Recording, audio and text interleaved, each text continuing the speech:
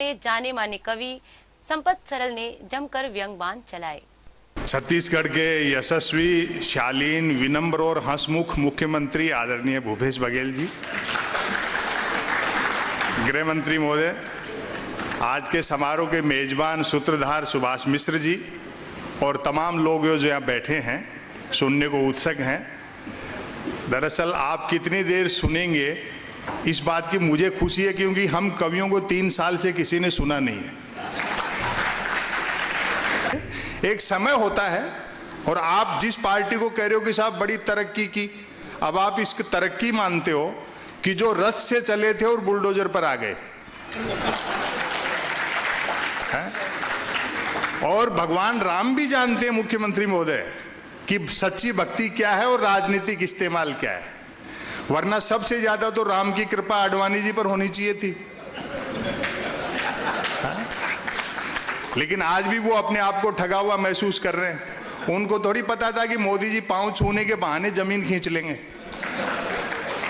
तो ये सत्ताएं आती हैं जाती हैं, चुनावी हार जीत कोई ज्यादा मायने नहीं रखते। असली विपक्ष सड़क पर होता है, पार्लियामेंट से ज्यादा असली विपक्ष सड़क पर होता है। तो आप उस जिम्मेदारी का निर्वहन करो। वो भी पहले किसी जमाने में ऐसे नहीं थे जैसे आज हैं।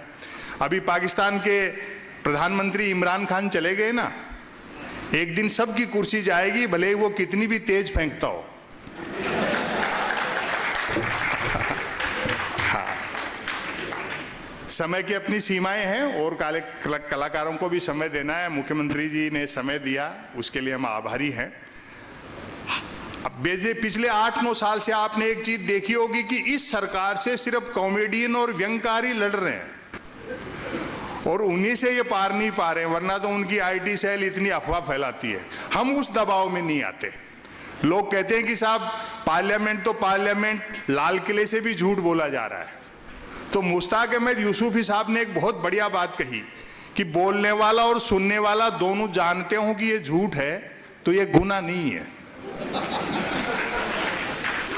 तो जब सब लोग जानते हैं इस बात को और धीरे धीरे ये भी सुधर जाएंगे, इनके लिए कौन से अलग से पेट्रोल पंप खुलेंगे।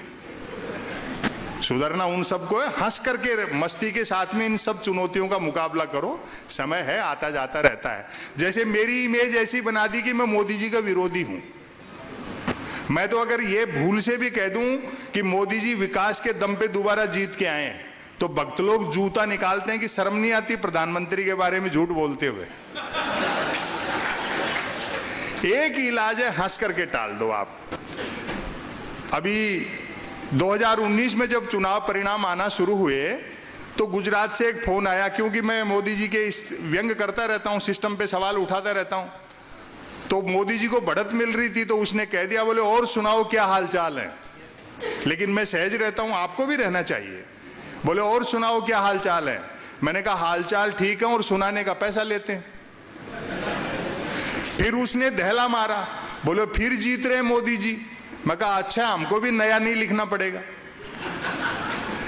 कई लोग ये सवाल करते हैं कि साहब आपको कोई धमकी या इस तरह की अभद्र भाषा ये वो, मैं कहा ये सब समस्याएं सोशल मीडिया की हैं ज्यादा। सोशल मीडिया में इस्तेमाल करता नहीं, आमने सामने में इस तरह की दिक्कत ज्यादा है नहीं। आमने सामने सब विरोधियों को भी सुनते, ऐसी बात नहीं है।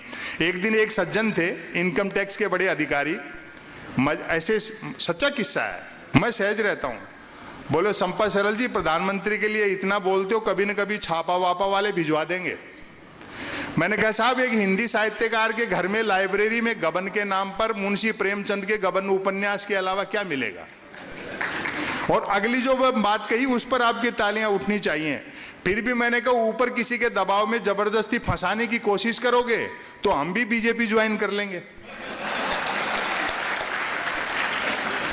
दरअसल इस देश में कोई संकट नहीं है, विचारधारा का संकट है, आइडियोलॉजी का संकट है। पिछले 30 साल में जो एक पैसे का भाव आया उससे हम सुविधा भोगी हो गए, उसी चीज की वजह से सारी चीजें हैं। लेकिन समय हमेशा एक से साथ नहीं रहता। कहते हैं कि साहब देश में कांग्रेस कमजोर है, चुनी हुई कांग्रेस कमजोर है, बाकी सड़कों पे सब मजबूत है।